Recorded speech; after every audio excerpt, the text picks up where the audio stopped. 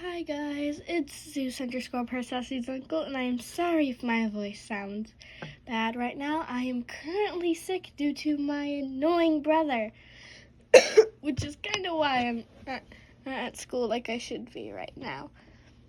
I'm going to be reading a fic of Master of Death Harry. It is called First Meeting by Clarice. I can't read the second part, so I'll just put it in the name below. So, yeah, if you hear any background noise, you probably won't, because it's just my brother, unless he falls off the couch and screams again. But, yeah, here it is, and I'm so sorry if my voice sounds bad when I'm doing this. It is very raspy right now and stuff. So I'm going to try to do my normal reading voice, but it may be a bit different. First reading by Clarice. Summary. Harry isn't the best at first impressions. Takes place directly after boredom. December 25, 1943. Notes. I feel like this might have been my worst try at a characterization of Tom to date. Yet, good thing this is just for fun. Chapter 1. Harry makes a great first impression. Fuck! Harry exclaims. He had just been standing in the lab just a moment ago, and now he was on all fours of the frosty ground. You told me to travel, Death said with the apparent humor. You could have warned me that you would feel like a portkey, Harry muttered, and stood up. He brushed the dirt off his robes and noted absent-mindedly that this wasn't the clothes he had worn in the lab. Couldn't have you stand out more than you already do. Very funny. So when and where and why? Little Hangington, a bit from the Gaunt Shack, 25th of December, 1943.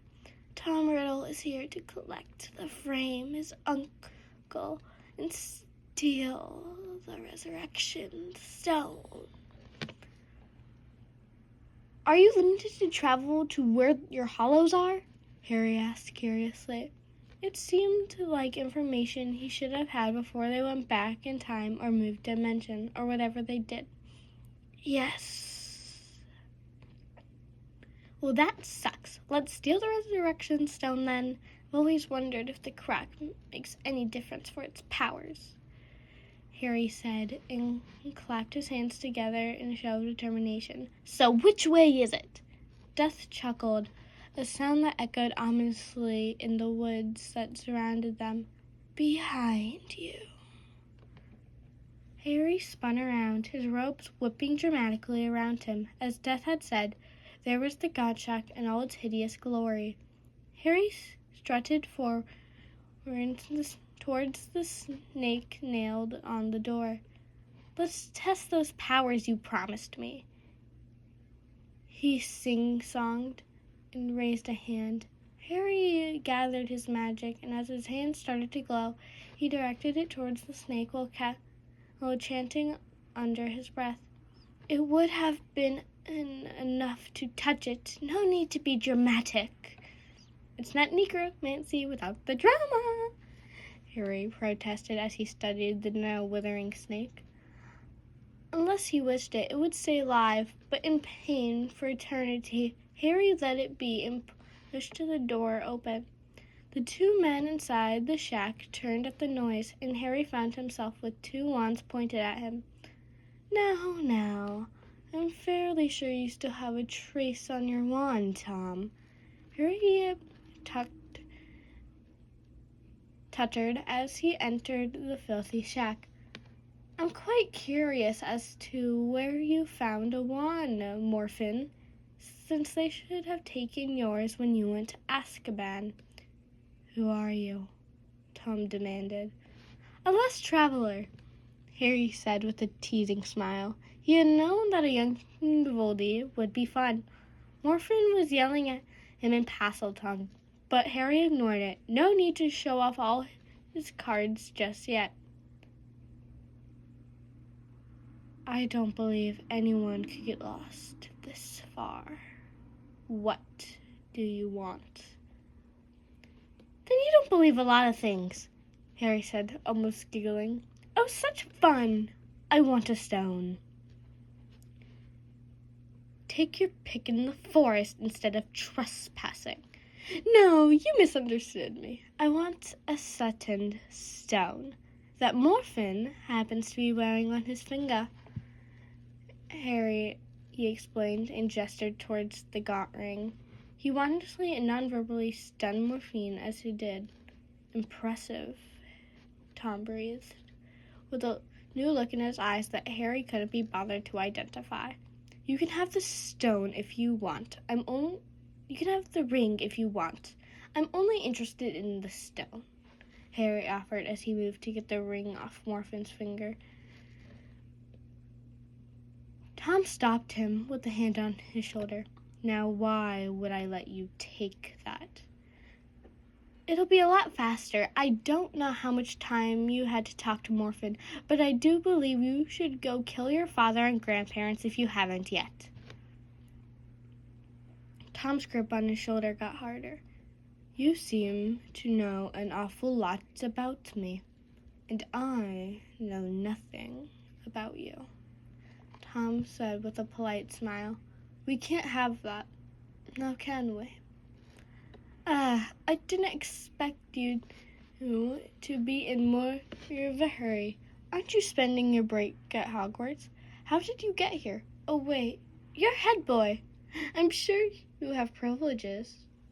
Tom dropped his polite smile. You're rather rude, aren't you? See, there's a difference between a lack of saneness and a lack of politeness, Harry explained. He glanced over his shoulder at Death, who was watching them with amusement from the shadows. Harry mimicked for help. You're on your own this time, boy. Tom glanced around, trying to pinpoint where the voice had come from. Reveal yourself, he demanded. Ready to face your fears. You're better off without meeting Death, Harry sighed. He absentmindedly noticed that Tom had paled. Death. It's sentient, Tom asked breathlessly. Extremely so. Fucking annoying, too, Harry answered. Tom finally let go of his shoulder. Take what you've come for. I don't want to meet you again, Tom ordered. Harry bent down and took the ring from Morphin's finger. Looks so much better without the crack, he mumbled to himself with awe. He could feel Tom's eyes on him. Well, I'll be taking my leave then. Don't worry. I'm not going to tell anyone about seeing you here, Harry said as he put the ring on his own finger. Then he walked out of the shack and paused to look at the snake with morbid fascination. Oh, I recommend not hiding any Horcruxes in the shack. It's really far too obvious, Harry said, and disappeared away before Tom could do anything. The sound of Death's chuckles followed him. Tom had his wand pointed at the spot where the stranger had been a millisecond ago, and a stunning spell dying on his tongue. So it's a hunt you want, then it's a hunt you'll get, he said out loud as a smirk appeared on his lip. You shouldn't encourage him. Tom stiffened. He had expected Death to leave with his new prey, assuming it really was Death. What are you still doing here? He asked. He turned to look, considering at his stunned uncle. What to do? It would work best if he let Morphin be. He did need to frame the man later. Waiting to collect the souls of your relatives. I'm sorry to disappoint, but you have to wait a moment longer. I'm still processing what just happened. Death chuckled. Tom started pacing as he thought over what had happened. He had just been talking to his uncle, who was telling him about his father and namesake, when the door had opened and the stranger had interrupted him. The stranger knew about him, too much so. especially since he had never seen the stranger before in his life. Perhaps he shouldn't have let the stranger go away with the gaunt ring. The stone must be something special. Why did he take the ring? He demanded, as he turned to the shadows he presumed death to stand in. It's one of my hollows. Hollows, Tom repeated. He recognized it, but couldn't quite put his finger on where it was from. As in the children's story? He asked incredulously. Yes! Are you telling me that he is the master of death? Tom asked even more incredulously. He doesn't look like it, does he? An insane man is the master of death, Tom muttered. Was there any way he could get this to work to his advantage? He was relatively sane just now. Relatively being your key word, Tom answered. Then it was him. He knew about Horcruxes. Yes, those, Death said darkly. You can't cheat me. You can't stop me, Tom countered. Neither can he. Death chuckled but didn't comment. We should pay my relatives a visit, Tom said, and started to walk towards the door. You can't tell me about my prey on the way. Don't order me around, boy. Death still complained. Tom smiled. Yes, the hunt was on. Okay, guys, that was both chapters to First Meeting by Clarice. Great. I'd say great overall. And that is the end of the fic. It's only 2 chapters, 1,293 words. And if you like Master of Death fics, go check out Flight from the Deathverse.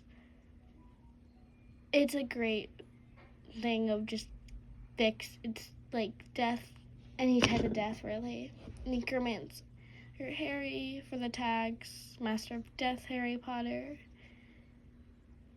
I suggest going to check out their account if you like it. I am still so sick though, so I might not be posting again. And yes, I am sorry. I always have something going on, and it's just always so busy. I'm trying to get better though. So have a great day, afternoon, or night, wherever you might be. Bye, lovelies.